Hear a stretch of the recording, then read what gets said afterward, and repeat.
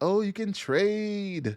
What? What's up, explorers? New World just dropped this new information for the next patch coming up in the alpha titled Icebound for the Ice Gauntlet weapon and some other things going on with the expeditions and stuff. I haven't looked at it yet, so I thought we can go over it together and you can get my kind of real time thoughts and stuff that's happening on here. So I zoomed in so you can read it hopefully easier on the screen.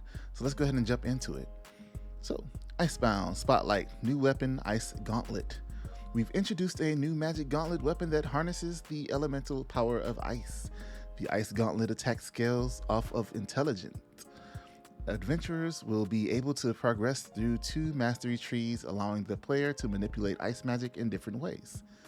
The Ice Tempest weapon mastery tree focuses on damage and area denial. The Ice Conjurer weapon mastery tree focuses crowd control, protection, and a deployable ice pylon that fights alongside the player, improving their power and efficacy. Also, like a shaman. It's like a shaman totem. Pretty interesting there.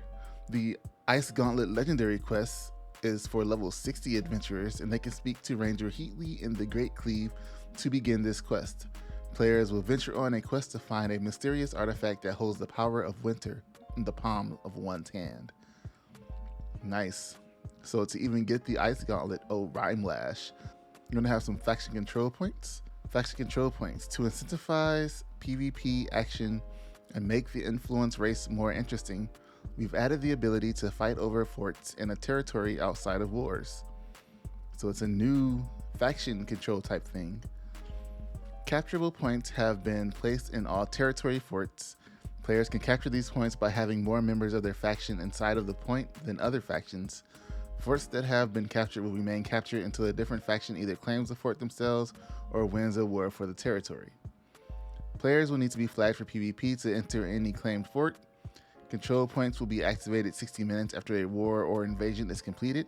The control point is deactivated once a war or invasion is declared. Controlling a fort provides a 5% increase to experience gain and 20% increase to influence within that territory for faction members. That's pretty cool. Each fort has a unique global buff that is provided to the controlling faction. First Light reduces fast travel weight cost from 5 Azoth per 10 weight down to 1 Azoth per 10 weight for controlling faction. So what's cool about this is like they had the forts there, and the forts, they didn't really do anything. It was just kind of where a group would take control, a company would take control of the area. Subscribe! But by the factions able to take control of the fort themselves, that means that it actually puts more incentive for people to actually go into the faction and to quest in those zones and stuff like that. And more adds more incentive for PvPing because you're getting benefits depending on what fort has been captured and where and what land you have. So that's pretty good. Monarch's Bluff reduces fast travel distance costs from 5 Azoth per 100 meters down to 1 Azoth per 100 meters for controlling faction.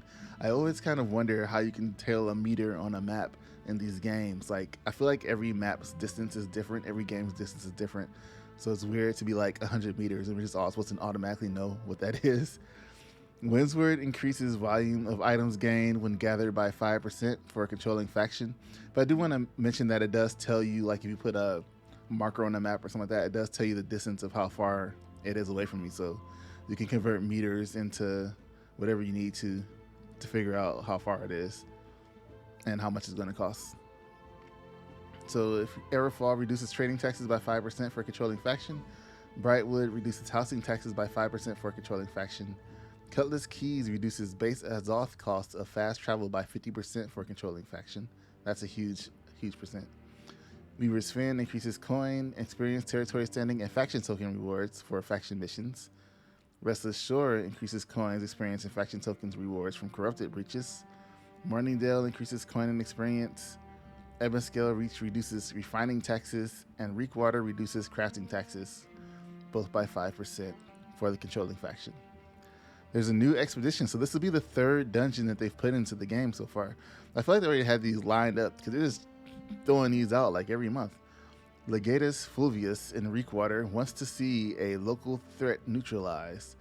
Adventure into the Lazarus Instrumentality Expedition and combat the Behemoth Chartis. Players must venture into the secret site that may hold the key to the origins of the ancient guardians to vanquish this monstrous threat.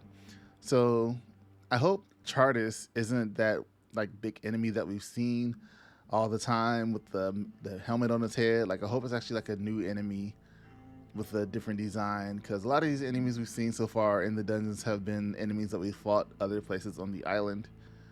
The dungeons, and this is just from what they showed us in their promo material for the dungeons. So hopefully we'll see some fresh stuff happening here. Sia, a creature, or Scylla, a creature utilizing both lethal weaponry and destructive magics. Her dual nature will test the worth of those seeking to learn the ancient secrets. Chartis, this colossal ancient construct, stands watch over the Lazarus Well, granting eternal power of swift destruction to those who awaken him. A colossal ancient construct. So I don't recall seeing any constructs before. So maybe it'll be something new. Another expedition. 4 expeditions. Dynasty Shipyard. The Empress of Ebon Scale is building a fleet of warships. The fleet and the Empress must be defeated for the safety of Aeternum and the world. So in the shipyard boss encounters, we're going to have Isabella's pets, Joven and Oro, obediently await for Isabella's command and their next meal. Zhao Taiying, elegant, graceful, and brimming with rage, the Empress in exile commands an army loyal beyond death and wields immense corruption energies to exact her vengeance. So Zhou, I think that's how you say it. Taiying is wow. She's like the main boss of that whole area. So it's not like a raid encounter because it's an expedition.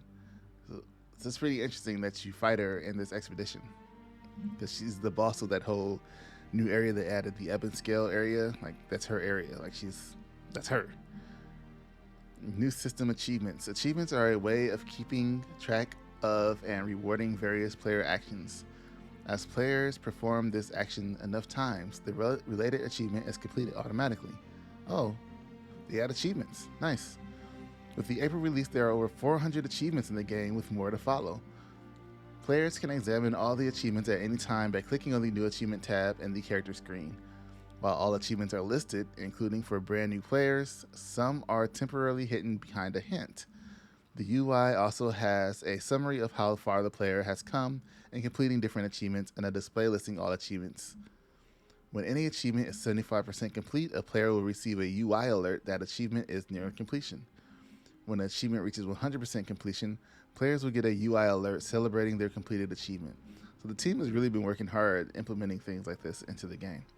Achievements are completed at the account level, but progress toward completion is tied to individual characters. As such, progress is not shared between characters. Each character can try to complete each achievement, but only one actually will. Once an achievement is completed, it is completed for all characters. Please note, many of these achievements have lower requirements in this release than they are intended to for the game's launch. This is to make them easier to complete during alpha testing. So they added achievements. Hopefully they've added achievement rewards, or they plan to add achievement rewards into the game, because that's another thing to get people that don't normally do achievements like that to go towards achievements, whether it be like a title, a pet. They don't have mounts in the game yet, but a mount would be great. Maybe some Azoth, even a weapon. But getting things for doing the achievements. I believe Final Fantasy, you can get items from doing the achievements, but you also get these achievement certificates, and you can turn those in to get like mounts and pets and costume items and stuff like that. So hopefully they'll do something like that also. And this is just like the first step of the achievement system. So we would like to see a lot more going on with achievements than just, hey, you got an achievement. Even on Steam, they have the cards. So they added some voiceover lip sync to quest givers in the main story quest.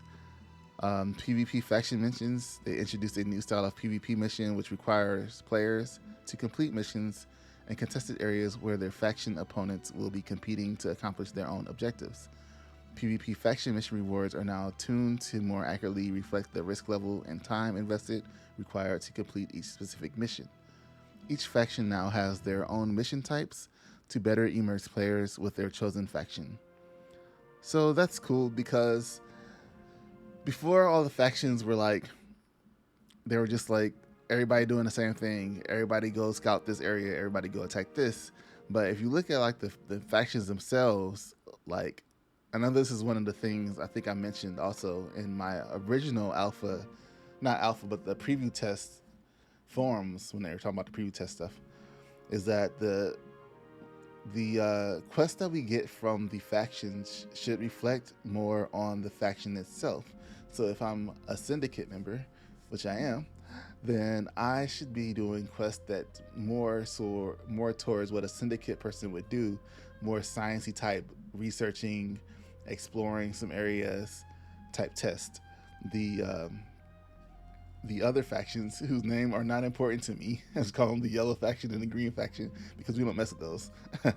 The Covenant, which are like the religious ones, they are the religious ones. So they all talk about smiting the evil in the land. So a lot of their PvP missions and their regular missions should be focused on, killing enemies, specific type of enemies, smiting the land type thing.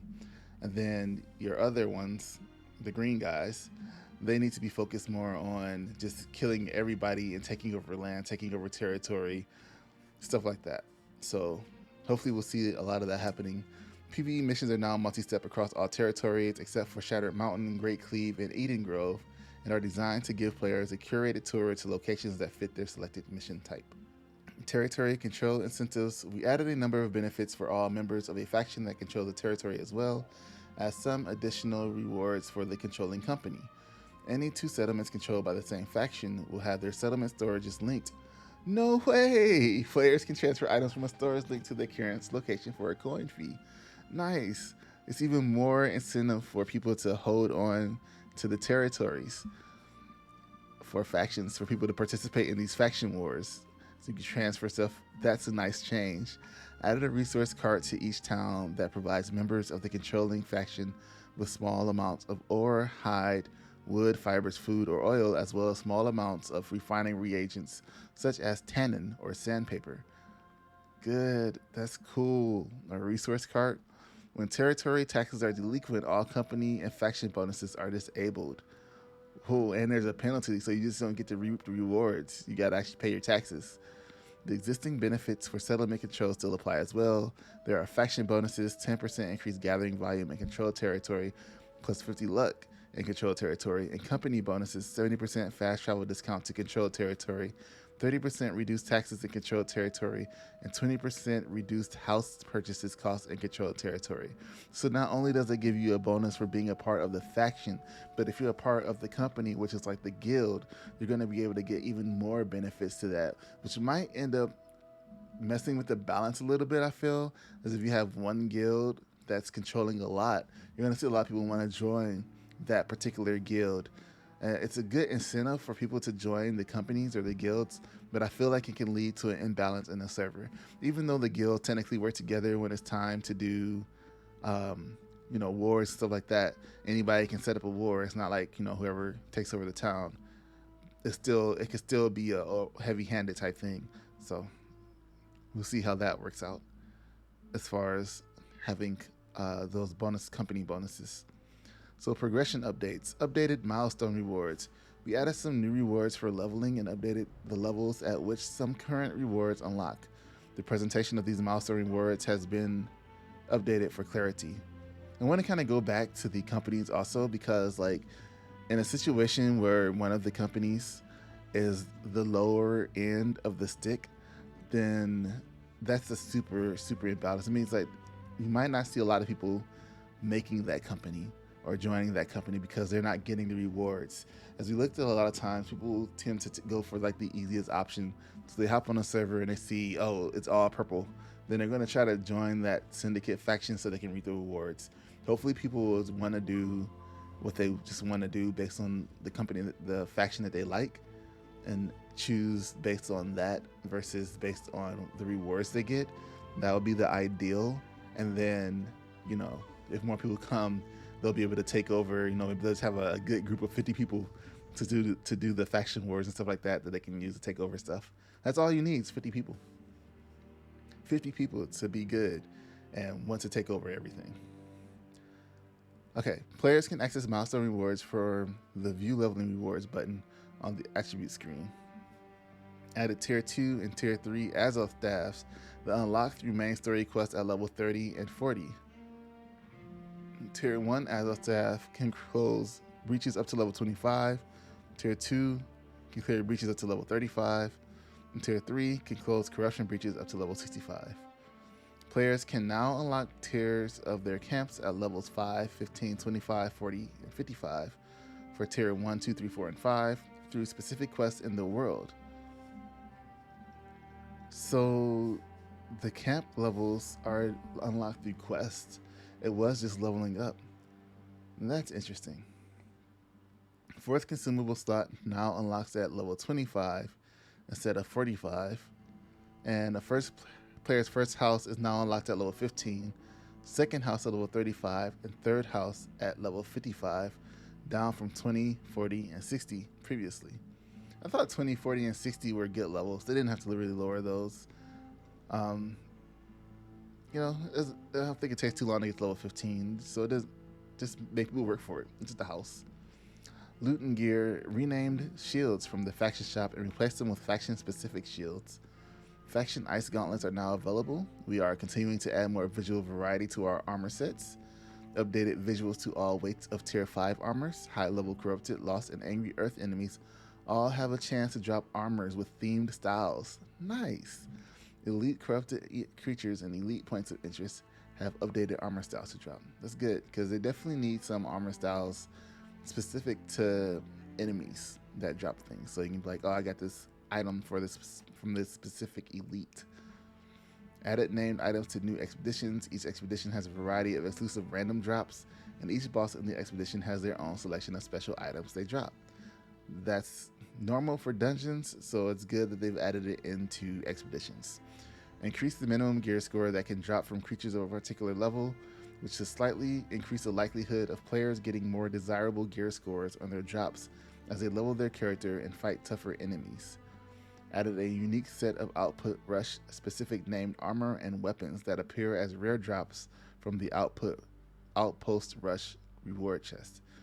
So you can get like a cool piece of gear and it'll be like a lower gear score level but a higher level all around. So by adjusting the minimum level, it keeps it more balanced as you level up your gear, so that you're actually like feeling like you're leveling up gear instead of just getting random gear. It's level 35, but you still got this level 25 piece of gear with a higher gear score. And they're both like green quality or whatever. Gear perks. Added a variety of new perks items to drop tables to accommodate the addition of new perks. Added update all perks. There are now 150 different perks across all item types. That's a lot of perks. Perks. Introduce new perks whose power scales dynamically off of an item's gear score. Old perks will continue functioning except when it has been deliberately removed. Removed perks are indicated as such. Added 6 mastery ability perks per weapon, 1 perk for each ability, and the mastery tree. These perks modify the base functionality of one of the weapon's abilities. All weapons, armor, and jewelry now have 8 possible perk types that can be applied. Bags and tools have 6 possible perk types. Some perks now feature internal cooldowns, such as the Infuse Mana perk. Lightweight perk has been removed as it conflicted with the new armor weight mechanics introduced in the March release. The old Mana Infusion perk has been removed. Perk items now grant 1 bonus, as the bonus no longer has levels. The exception here are attribute items, which will be updated in the future, and weapon charms, which have a chance to grant 1 or 2 perks when used. Man, they are just packing these updates, man. Crafting and gathering. Expeditions now include expedition exclusive resources in their drop tables. Regular expedition mob drops 1 resource type while bosses drop a different resource. That's going to really help the economy and to get people to do more expeditions.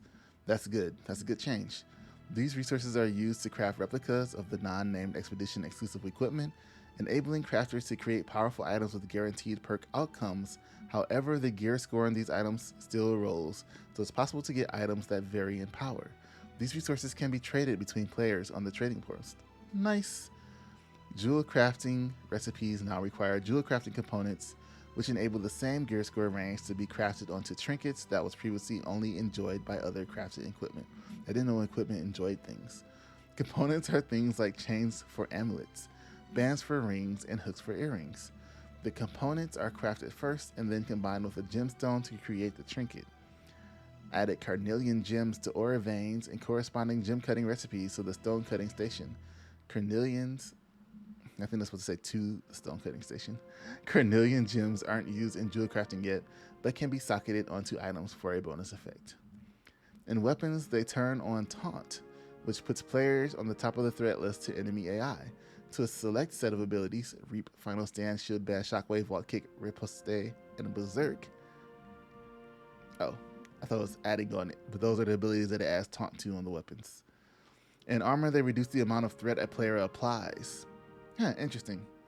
Saltpeter has replaced fire motes as an ingredient for gunpowder. Saltpeter can be found in many caves throughout Aeternum. Arrows and cartridges now stack up to 500, up from 250. Good stack change. Ranged attacks can now be fired through non-enemy players. Now ranged players only need to worry about hitting the enemy, not firing around their allies. That was another preview event thing. I'm glad they were finally able to fix that out, where somebody is trying to like shoot, but everybody's like piled up in front of each other. I think they kind of added a little bit to the positioning and stuff of playing like the wars and stuff, but it was a pain in the butt when you were trying to do it when fighting enemies in the world. We've continued to tune and refine our existing AI combat experience. This release, we've updated an additional set of enemy AI. Oh boy. We got a new mechanic, large enemy staggers. Allows players to knock certain large characters into a long, highly punishable reaction by fully depleting their stamina. Enemies take stamina damage similar to how players trigger block breaks on the shielded enemies, using charged heavy attacks and hard-hitting abilities to whittle down the character's stamina bar. So cool, large enemies can be staggered. I don't know how that's an AI change, but that is cool. Attribute threshold bonuses. Attribute threshold bonuses give a persistent bonus to players for maintaining certain point values in each attribute. Bonuses are rewarded for every 50 points invested in a single attribute. Example, at 50, 100, and 150 points. Each threshold will have a combat bonus and a non-combat bonus. So for strength, at 50, you'll get 15% plus damage to melee and 10 mining speed. 100, 20% damage to melee and 20 encumbrance. 150, 50% stamina damage from melee. Negative 10% decrease in weight of mined items. Interesting. 200 damage on stunned, slowed, or rooted enemies. 10% mining speed. So if you just put everything like in strength, you're going to have like hardcore mining. Stamina regeneration continues by performing light and heavy attacks with melee weapons, and you get more when mining. 300 light and heavy attacks with melee weapons. Gain grit. 25% chance to fully mine an ore node with a single swing. Dang. Imagine just hitting it once and getting like all the ore from it. That'd be kind of sweet. Dexterity. 50, 100, 150, 200, 250. So Dexterity is going to focus on critical hit and piercing damage, and skinning.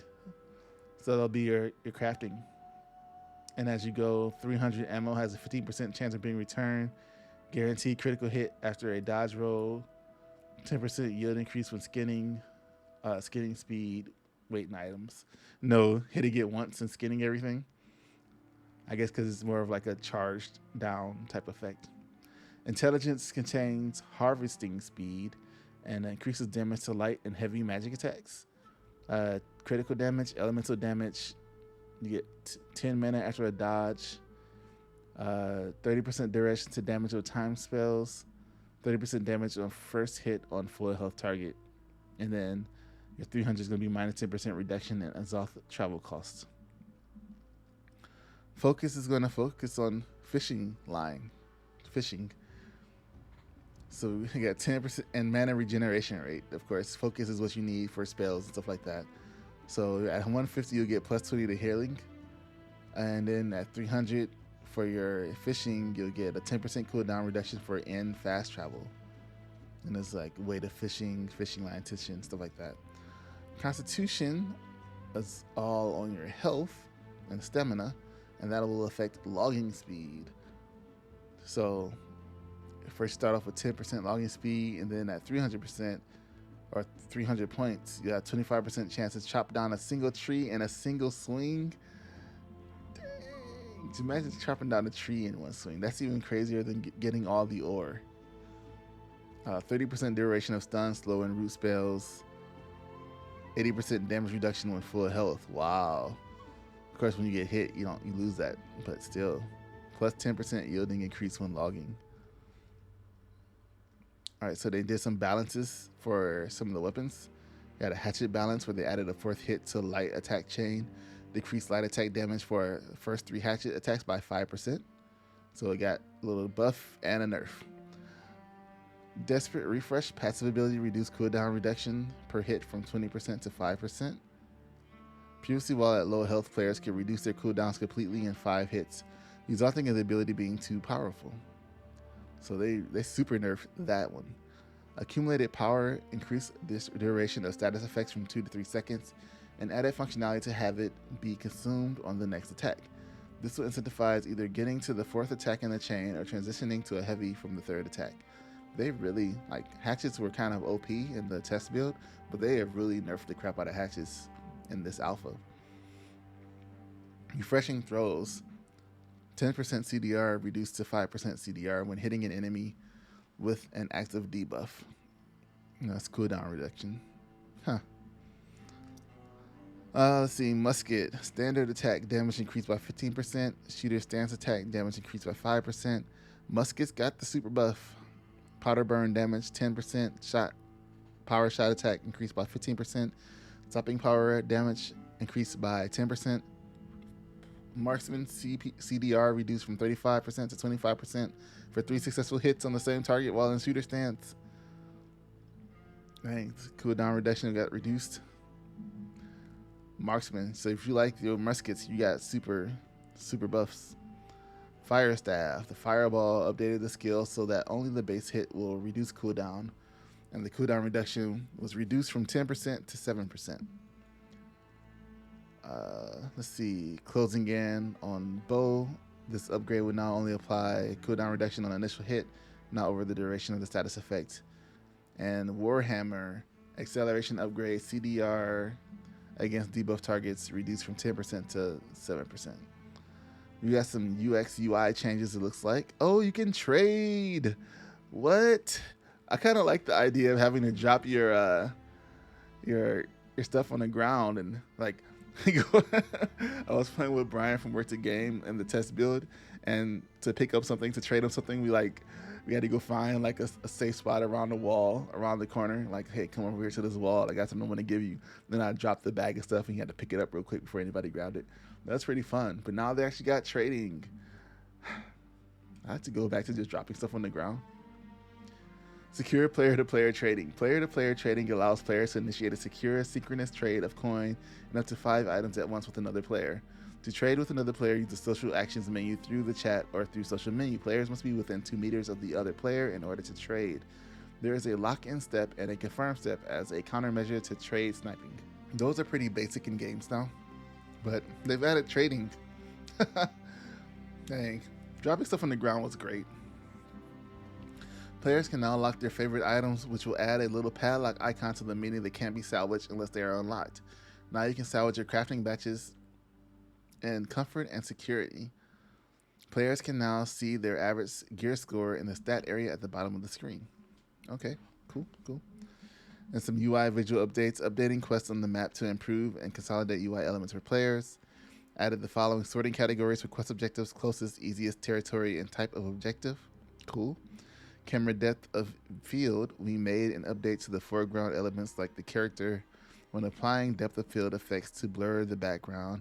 Now the outlines of the characters on the inventory NPC conversation screens are crisp and sharp. Visual update pass for Expeditions UI is complete, including a celebration banner on defeating the final boss. Some elements such as the map tooltips are still incoming in future releases. And we got outpost rush updates UI are complete, and visual updates to level milestone banners and the level rewards accessed through the attribute screens. So be interested to see what that looks like.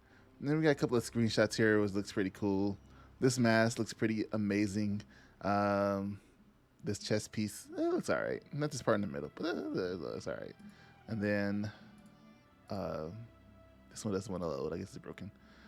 I guess somebody with the ice glove and somebody with the rapier. So that is pretty cool. I don't see less. But